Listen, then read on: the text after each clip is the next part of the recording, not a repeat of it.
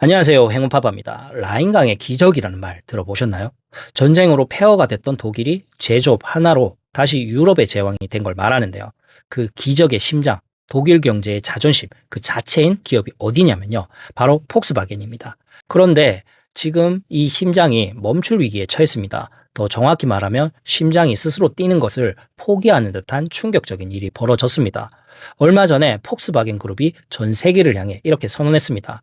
독일 본토에 있는 공장 문을 닫는 것과 그리고 직원 수만 명을 정리해고하는 것을 검토하겠다 하고 말이죠. 사람들은 검토만 하겠지 하고 생각했어요. 그런데 정말로 2025년 12월 16일 독일 드레스덴 공장을 닫겠다고 결정했습니다. 그냥 뉴스를 보면 요즘 경기 안 좋은가 보네 하고 넘길 수도 있습니다. 하지만 이 내막을 들여다보면 상황은 훨씬 심각합니다. 독일 폭스바겐이 창립된 게 1937년, 그러니까 지금부터 88년 전입니다. 그 긴 세월 동안 2차 세계대전으로 공장이 폭격을 맞아 잿더미가 됐을 때도, 90년대 통일 비용 때문에 독일 경제가 휘청거릴 때도, 심지어 2008년 금융위기 때조차 폭스바겐은 단 한 번도 독일 공장의 문을 닫은 적이 없었습니다. 오히려 우리는 독일 기업이다, 독일 노동자를 지키는 게 우리의 의무다라면서 어려울 때일수록 고용을 유지해온 게 그들의 자부심이었거든요. 그런데 그 88년의 철칙이 2025년 오늘 산산조각이 난 겁니다. 이게 어느 정도의 충격인지 우리식으로 비유해드리면, 삼성전자가 어느 날 갑자기 기자회견을 엽니다. 이재용 회장이 침통한 표정으로 나와서 이렇게 말하는 거죠. 국민 여러분, 죄송합니다. 한국에서는 도저히 반도체를 만들 수지가 안 맞습니다. 평택이랑 기흥 공장 폐쇄하고 베트남으로 가겠습니다. 어떠세요? 상상만 해도 등골이 서른하지 않습니까? 지금 독일 국민이 느끼는 공포가 지금 딱 이렇습니다. 단순히 일자리가 사라진다는 수준이 아니라 독일이라는 나라의 시대가 끝나가는 거 아니냐는 절망감이 퍼지고 있는 거죠. 자, 그렇다면 도대체 무슨 일이 있었길래 천하의 폭스바겐이 제 살을 깎아내다 못해 팔다리를 잘라내는 이런 극단적인 선택을 하게 된 걸까요? 우리가 알던 그 튼튼하고 완벽하다던 독일 전차 군단이 왜 이렇게 종이 호랑이처럼 맥없이 무너지고 있는 걸까요? 과연 1등 기업의 몰락에는 어떤 비밀이 숨겨져 있을지 지금부터 하나씩 살펴볼까요? 그런데 오늘 그 속사정을 들으시면 우리나라의 한 기업이 떠오르실 거예요. 어떤 기업일지 한번 잘 들어보세요. 폭스바겐이 왜 이렇게 망가졌냐 하면 바로 믿는 도끼의 발등을 찍혀섭니다. 그 도끼가 어디냐? 바로 중국입니다. 사실 폭스바겐에게 중국은 그냥 수출 많이 하는 나라 정도가 아니었어요. 거의 생명줄이나 다름없었습니다. 폭스바겐이 1980년대에 남들 다 중국 저거 가난한 공산국가에 뭘 팔아 할 때 가장 먼저 들어갔거든요. 그때 들어갔던 산타나라는 모델 아시나요? 중국 가면 택시의 90%가 이 차였고 공안차, 관용차 전부 폭스바겐이었습니다. 그러다 보니 중국인들 머릿속에는 이런 공식이 박혀버렸죠. 자동차는 독일차, 독일차는 폭스바겐. 이 덕분에 폭스바겐은 그룹 전체의 순이익이 무려 40% 가까이를 중국 시장 한 곳에서 벌어들였습니다. 이게 얼마나 엄청난 거냐면요. 독일 본사 공장의 노동자들이 주 35시간만 일하고 여름 휴가를 한 달씩 하고 세계 최고 수준의 임금을 받아도 회사가 굴러갔던 이유입니다. 간단하죠. 중국이라는 거대한 ATM 기계가 24시간 현금을 뿜어내고 있었기 때문입니다. 독일에서 좀 비싸게 만들어도 돼. 중국 형님들이 다 사주니까 이게 지난 30년 넘게 폭스바겐을 지탱해온 생존 방정식이었습니다. 그런데 이 방정식이 불과 2, 3년 사이에 완전히 박살났습니다. 중국 시장의 트렌드가 내연기관에서 전기차로 넘어가면서 폭스바겐이 감추고 있던 치명적인 약점이 적나라하게 드러나 버린 겁니다. 여러분, 중국 사람들이 요즘 차를 고를 때 제일 중요하게 보는 게 뭔지 아세요? 엔진 마력? 제로백? 코너링? 아닙니다. 바로 소프트웨어와 엔터테인먼트입니다. 중국의 BYD, 샤오미, 니오 같은 전기차들을 한번 보면요. 이건 차가 아닙니다. 그냥 바퀴 달린 거실이에요. 차 문을 열고 들어가면 대시보드 전체가 거대한 스크린입니다. 거기서 노래방 켜서 노래 부르고 최신 게임을 돌리고 냉장고에서 음료수 꺼내 마시고 음성 인식 AI는 사투리까지 알아들을 정도로 기가 막히게 똑똑합니다. 그런데 폭스바겐은 어땠을까요? 자동차의 기본은 튼튼해야지. 문짝 닫히는 소리 들어봐. 묵직하잖아. 네, 묵직하죠. 근데 그게 다였습니다. 폭스바겐도 위기감을 느끼고 야심차게 전기차 ID 시리즈를 내놨습니다. 하지만 결과는 대참사였습니다. 중국 소비자들이 이 차를 타보고 뭐라고 했는지 아세요? 이거 옛날 우리 할아버지가 쓰던 노키아 폰 같다. 충격적이죠.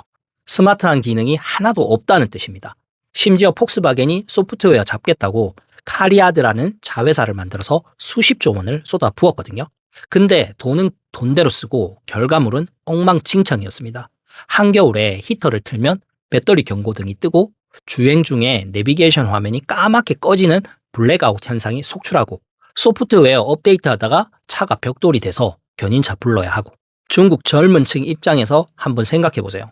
옆에 있는 BYD는 반값인데 기능은 우준성급이고 디자인도 미래지향적입니다. 근데 폭스바겐은 비싼데 기능은 구리고 툭 하면 고장납니다. 도대체 이 돈 주고 내가 왜 저걸 타? 결국 중국 전기차 판매 순위에서 폭스바겐은 10위권 밖으로 밀려났고 그 든든하던 현금 ATM 기계는 고장이 나버렸습니다. 돈 들어올 구멍이 막혀버리니까 그동안 외면하고 있었던 독일 본사에 끔찍한 문제들이 본물 터지듯 터져 나오기 시작합니다. 중국이라는 거대한 링거가 뽑히고 나니까 그동안 화려한 매출 속에 가려져 있던 독일 본사의 진짜 건강 상태가 적나라하게 드러납니다. 한마디로 말하면 몸집은 헤비급인데 체력은 종합병원 중환자실 수준이었던 겁니다. 가장 먼저 폭스바겐의 명치를 때린 건 바로 에너지 비용입니다. 이건 폭스바겐의 잘못이라기보단 국제 정세가 그렇게 돌아갔죠.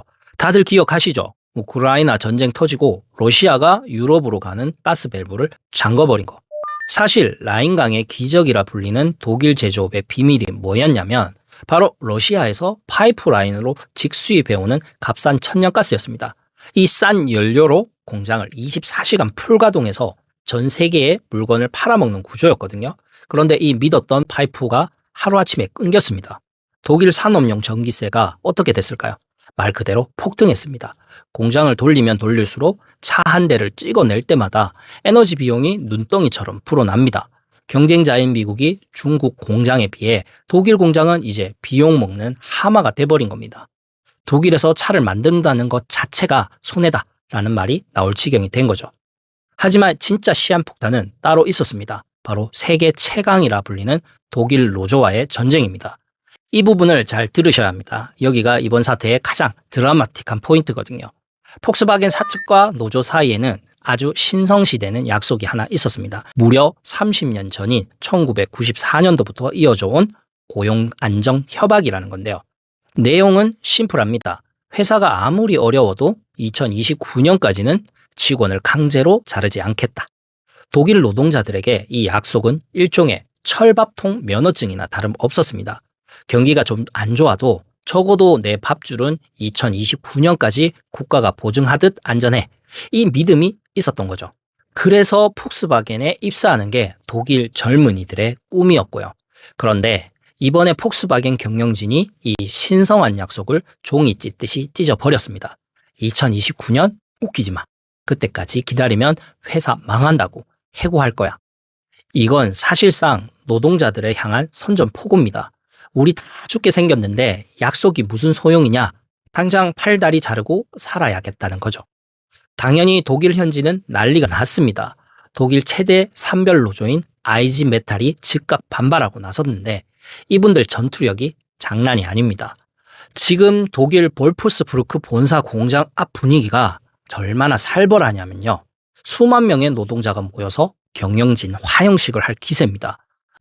노조의 주장은 이겁니다. 경영진 너네가 전기차 전략 실패해서 회사 말아먹어 놓고 왜 그 책임을 우리 노동자한테 뒤집어 씌우냐. 우리를 자르기 전에 수십억씩 챙겨가는 임원들 연봉부터 깎아. 공장 폐쇄? 어림없어. 우리는 파업으로 독일 경제 전체를 멈춰 세우겠다. 자, 여기서 골 때리는 상황이 하나 더 있습니다. 원래 폭스바겐은 정치적인 기업입니다.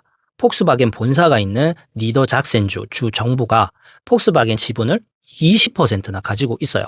쉽게 말해 반국영 기업 같은 성격입니다. 그래서 보통 때는 선거표 의식한 정치인들이 나서서 해고는 안 됩니다 하고 막아줬을 겁니다. 그런데 이번에 정치인들도 꿀먹은 벙어리입니다. 왜냐? 상황이 진짜 심각하거든요. 정치 논리로 덮어주기엔 회사의 적자가 너무 감당 불가능한 수준까지 커져버린 겁니다. 믿었던 정치권마저 침묵하니까 노동자들의 배신감과 공포는 극에 달해 있습니다. 믿었던 중국은 배신했고, 만든 전기차는 안 팔리고, 에너지 비용은 폭등했고, 집안에서는 노사가 서로 죽일 듯이 멱살을 잡고 싸우고 있고, 이게 바로 창사 88년 만에 공장 문을 닫게 된 폭스바겐의 처참하고도 적나라한 민낯입니다. 그런데 제가 처음 이야기를 들으면 우리나라의 어떤 기업이 떠오르실 거라고 말씀드렸었죠. 떠오르셨나요? 네, 맞습니다. 바로 현대차입니다. 지금 현대차 실적 보면 어마어마하죠. 역대 최대 매출이다. 영업이익이 조단이다. 뉴스만 보면 축제 분위기입니다. 그런데 여러분, 불과 5년 전 폭스바겐이 딱 이랬습니다. 그때 폭스바겐도 세계 1위다. 돈 쓸어 담는다 하면서 샴페인 터트리고 있었습니다. 하지만 그 1등 자리에 취해서 혁신을 미루고 고비용 구조를 방치하다가 단 5년 만에 나락으로 떨어진 겁니다. 지금 현대차 노조가 요구하는 것들을 한번 볼까요? 정년 연장해달라. 성과급 더 내놔라. 금요일엔 일찍 퇴근하겠다. 물론 노동자의 권리도 중요합니다. 하지만 밖에서는 중국 전기차들이 반값에 치고 들어오고 기술 격차는 좁아지고 있는데 안에서는 이렇게 밥그릇 싸움에만 몰두하는 모습, 어디서 많이 본 그림 아닙니까? 네, 방금 말씀드린 폭스바겐이 망가지기 직전 모습과 소름 돋게 똑같습니다. 중국 BYD나 샤오미가 지금은 폭스바겐을 잡아먹었지만 다음 타깃은 누가 될까요? 당연히 글로벌 3위인 현대차 그룹입니다. 이미 중국 전기차들은 유럽을 넘어 동남아, 남미까지 현대차 턱밑까지 쫓아왔습니다. 폭스바겐이라는 거인이 쓰러지는 걸 보면서 아무것도 배우지 못한다면 5년 뒤, 10년 뒤 뉴스 속보의 주인공은 폭스바겐이 아니라 현대차가 될 수도 있다는 사실, 이걸 절대 잊으면 안 될 것 같습니다. 오늘 이야기는 여기까지입니다. 오늘 이야기가 유익하셨다면 구독, 좋아요, 알림 설정 부탁드립니다. 영상 제작에 큰 힘이 됩니다. 지금까지 이슈와 이슈 채널의 행운파파였습니다. 감사합니다.